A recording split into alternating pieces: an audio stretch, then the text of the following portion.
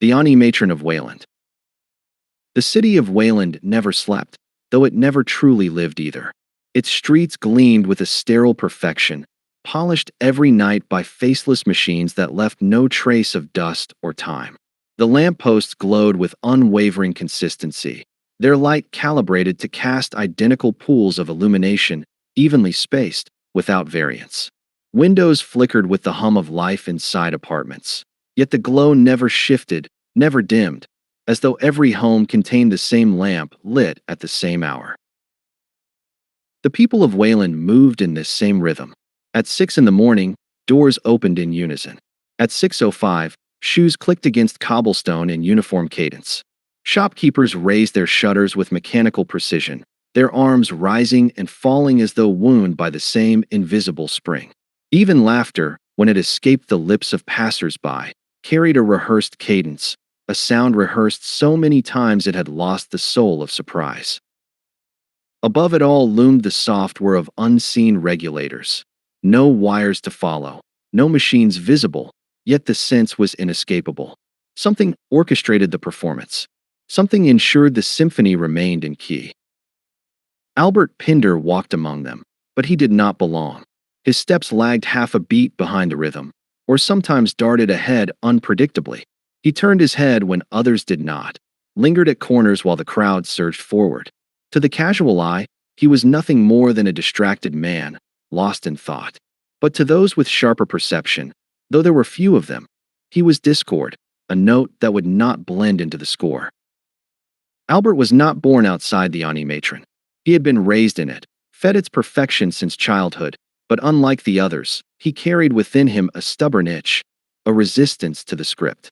Where others saw order, he saw vacancy. Where they saw harmony, he heard monotony. The world did not feel alive to him, but instead performed, like a play endlessly repeating with actors unaware they were on stage. He would sit for hours in the cafes, watching. The same man ordered the same pastry at the same hour. A child tied her shoelaces with identical fumbling motions every morning on the same step. The couples who walked through the square moved in mirrored symmetry. Left foot, right foot, smile, turn. And Albert would feel a tightening in his chest, not fear exactly, but a gnawing unease, as though some great truth lay just beneath the surface of this flawless veneer. He could never decide if it was madness or clarity that set him apart. Perhaps both. But as days folded into one another, Albert Pinder grew certain of one thing. He was not bound by the strings. Or if he was, they had grown slack, allowing him to wriggle free. One gray afternoon, Albert wandered into the central park of Weyland. It was the one place where the city seemed to exhale, where nature, or something that resembled it, was allowed to breathe within carefully drawn boundaries. Trees lined the walkways, their leaves rustling in a soft whisper, but Albert noticed how the sound came at even intervals, like the ticking of a clock disguised as wind. Birds sang from branches overhead, yet their songs looped with unnerving precision, the same sequence repeated as if etched onto a hidden tape.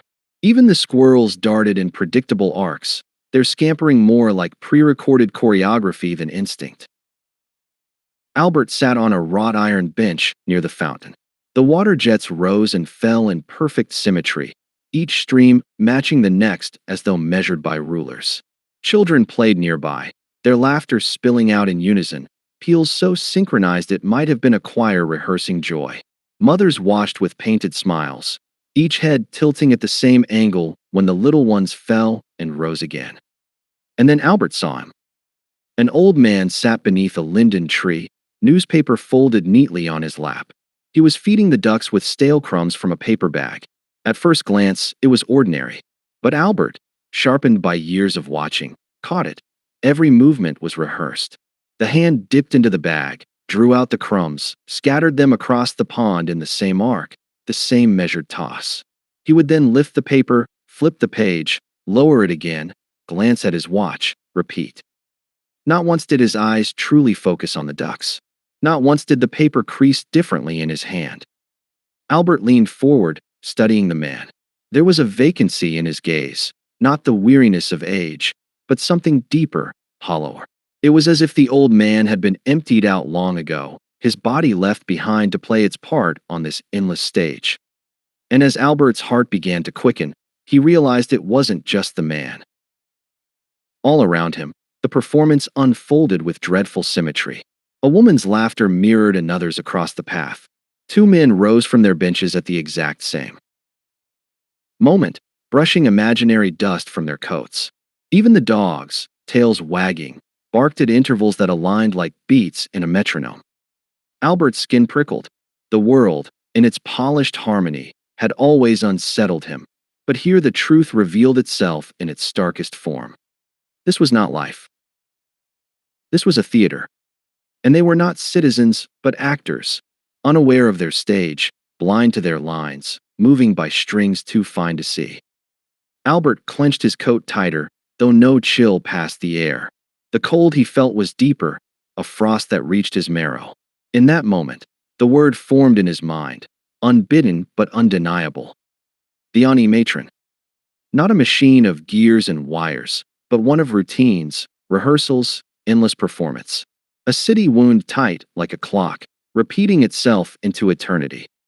Albert Pinder stood, the single discordant note in a park of perfect harmony. He felt both exposed and liberated, a man outside the score, witnessing the orchestra from beyond its walls. And for the first time, he wondered, what would happen if he refused to play his part? Albert left the park, but the park did not leave him. The image of the old man, his gestures wound tight like gears, gnawed at the edges of his mind. Every step Albert took through Weyland's streets only confirmed what he had seen.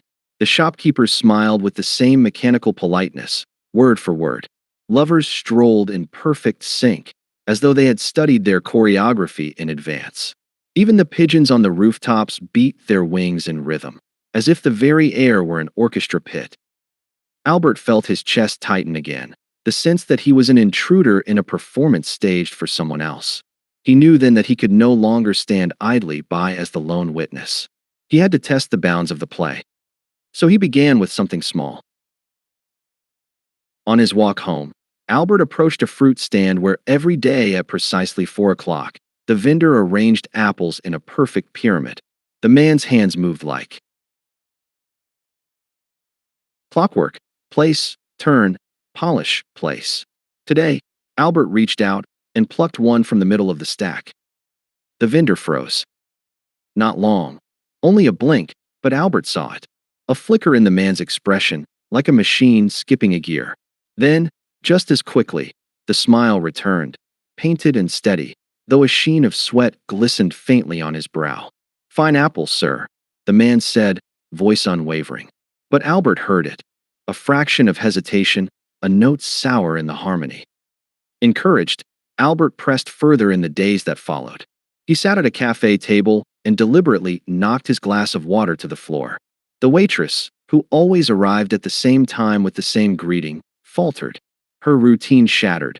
She stooped to clean the spill, yet her movements jittered, stiff, as though improvisation was beyond her design.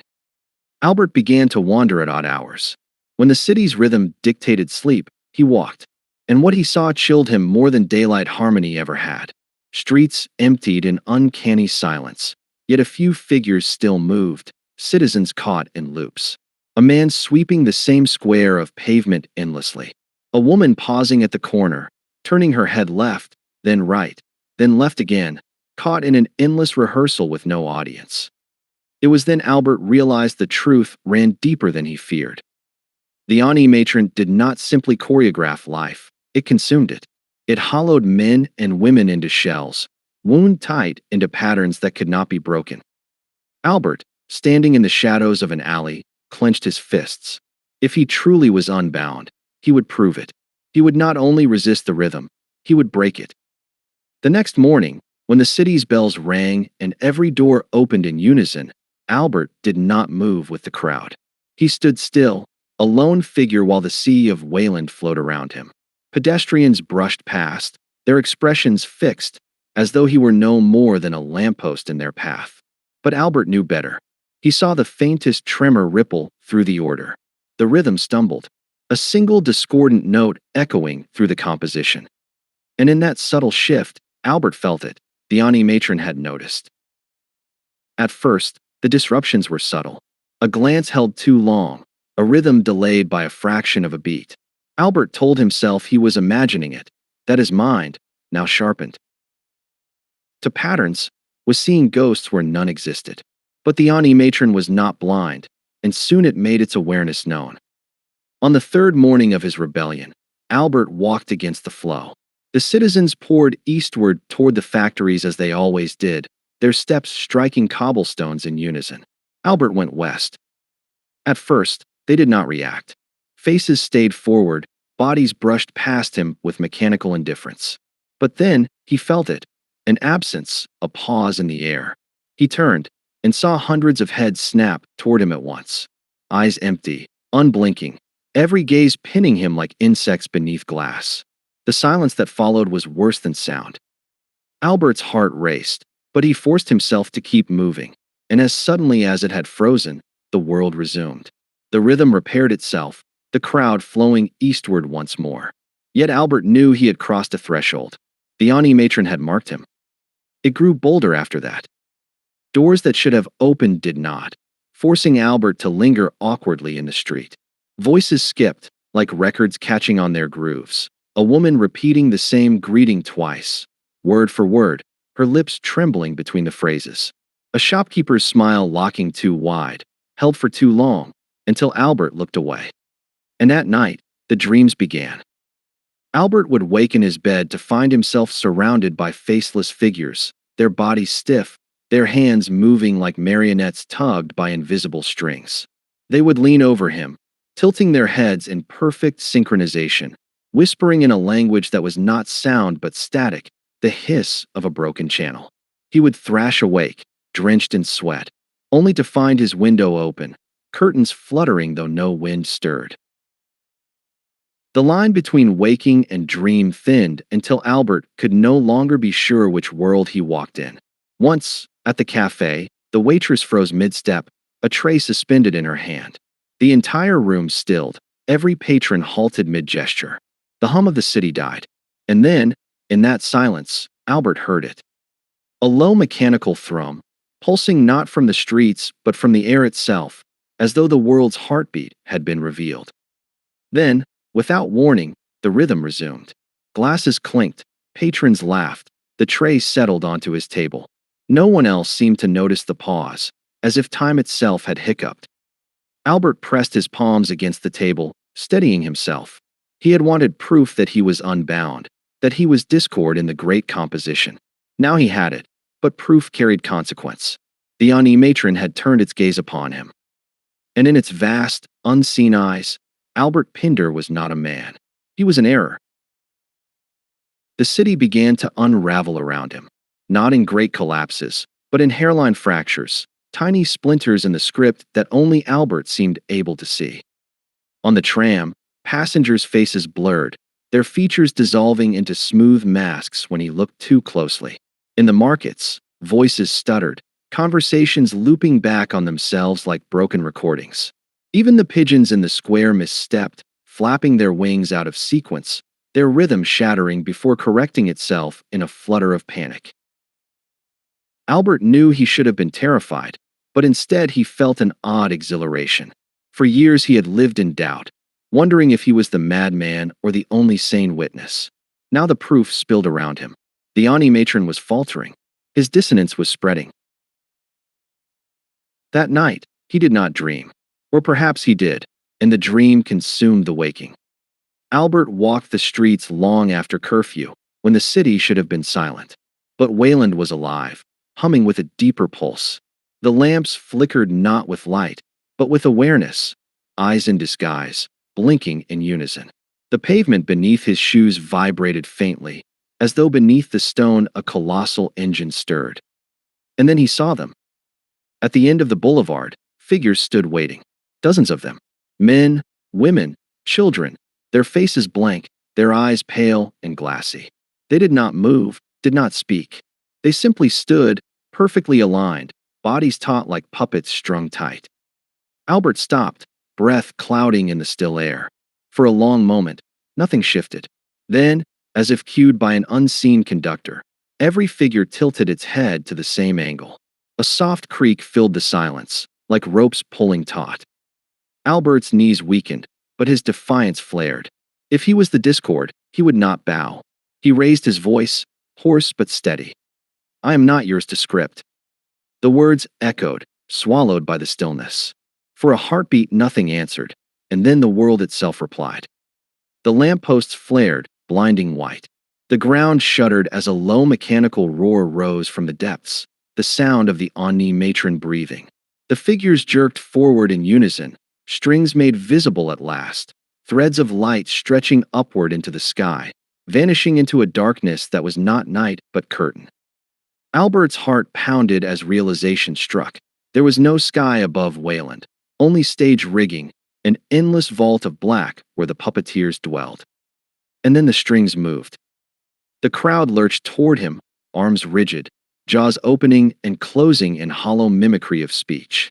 The words that spilled out were not their own, but the animatron's voice, layered and vast, a chorus of static and command. Error detected. Correction required. Albert staggered back, but the ground cracked beneath his feet, splitting into grids of light. The city peeled away like paper, revealing gears and cogs turning in infinity, all moving to a rhythm that was not life, but calculation. In that moment, Albert understood. He was not a citizen of Weyland. He was not even a man. He was a note in a symphony that had gone wrong, a fragment of sound that refused to resolve. But one discordant note, struck at the right time, can unravel the song entirely. Albert inhaled, steady, and stepped forward into the advancing tide. His voice rose, raw, cutting through the chorus. "I will not be tuned." And the animatron trembled. The tremor spread, first through the cobblestones beneath Albert's feet, then into the buildings that lined the street, until the whole of Weyland quivered like a string pulled too tight. The figures froze mid-step, their strings vibrating with an eerie hum. Above, the curtain of black rippled, folds of shadow stirring as though something immense shifted behind it. For the first time, Albert felt the animatron hesitate. The rhythm faltered. The perfect cadence that had ruled every moment cracked, and in the silence that followed, the city held its breath. Albert stood at the center of it all, trembling, his body weak with fear, but his voice steady. He had no weapon, no plan, only refusal, refusal to be tuned, refusal to blend into the harmony. His defiance was small, a single note in an ocean of sound. And yet, when it struck, the orchestra shuddered. The strings of light above him quaked, wavering, some snapping into sparks that dissolved before touching the ground. The faceless figures swayed, their motions lagging, uncertain, as if waiting for instruction that no longer came. For one impossible instant, the animatron seemed to question itself. And then the silence deepened. The city did not collapse. The stage did not fall. The puppeteers, if they existed, did not descend. Instead, the rhythm returned, fractured, stuttering, but present. The lampposts blinked back to life, their glow uneven. Doors swung open though no one passed through them. The fountain in the square sputtered, its streams rising unevenly, breaking the symmetry. Weyland was not free, but it was no longer flawless. Albert looked around, his chest heaving, and saw the first cracks of variance. A pigeon fluttered late, offbeat. A man stumbled, regaining his step with a visible jolt. A child laughed at the wrong time, startling her mother. Small, imperfect fractures in the harmony, ripples of discord. Albert exhaled, a sound caught between relief and dread. He had not destroyed the animatron, nor escaped it. But he had changed it, if only slightly. And in systems wound so tightly, even a slight fracture could spread. He walked on, away from the frozen figures, through streets that pulsed with their uneven hum. The world seemed thinner now, the air brittle, the sky no longer infinite, but stretched fabric waiting to tear. Behind him, the city stirred, the rhythm struggling to repair itself. Ahead, the unknown waited. Albert Pinder did not know if he had won or merely delayed his own erasure. But he knew one thing with certainty. He would keep walking, keep breaking the beat, keep being the wrong note. For every symphony, no matter how flawless, can be undone by a single discordant sound.